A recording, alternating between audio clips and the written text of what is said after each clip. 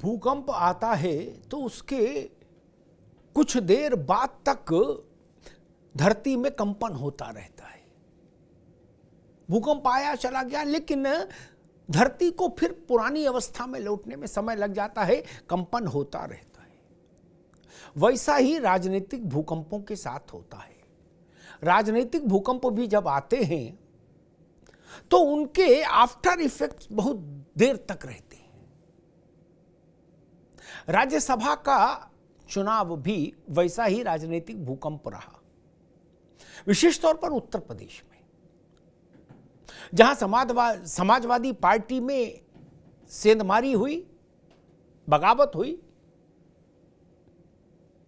एक राजनीतिक भूकंप निर्मित हुआ उत्तर प्रदेश में, और भारतीय जनता पार्टी ने 8 सीटें जीत ली, यानी एक अतिरिक्त सीट जीत ली समाजवादी पार्टी के भीतर हुए विद्रोह के कारण। अब इसका स्वाभाविक तौर पर साइड इफेक्ट पड़ना है, आफ्टर इफेक्ट भी पड़ना है।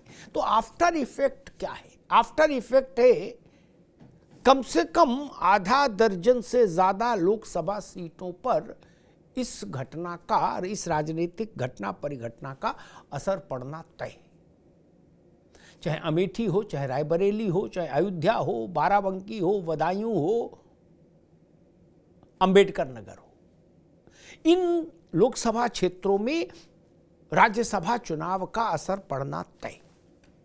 भारतीय जनता पार्टी के लिए इन चुनाव क्षेत्रों में पहले से ज्यादा अनुकूल स्थिति रहेगी, अब ऐसा माना जा रहा है, क्योंकि इन इलाकों में जो समाजवादी पार्टी के कद्दावर और ताकतवर विधायक थे, वो पाला बदल के भाजपा के साथ चले गए। और राज्यसभा चुनाव का साइड इफेक्ट, राजनीतिक भूकंप का साइड इफेक्ट, अगर आपको उसका संपूर्ण घनत्व देखना है तो पहाड़ी राज्य हिमाचल की ओर निगाह डालकर देख लीजिए। वहां भी कल भूकंप आया था, सीटें कांग्रेस के पास थी, सरकार उसकी थी, उसका एक राज्यसभा का सदस्य बिना किसी झंझट के निर्वाचित होना था, लेकिन वहां भी बगावत हो गई। और बगावत के चलते कांग्रेस का उम्मीदवार तो हारा, अभिषेक मनु सिंह भी तो हारे ही हारे। स्थिति हो गई कि सुक्खू साहब की सरकार दांव पर लग गई। अब सरकार हिलडुल रही है भूकंप के कारण, पेंडुलम की तरह। तो सियासी भूकंप और भूकंप के बाद के आफ्टर इफेक्ट्स।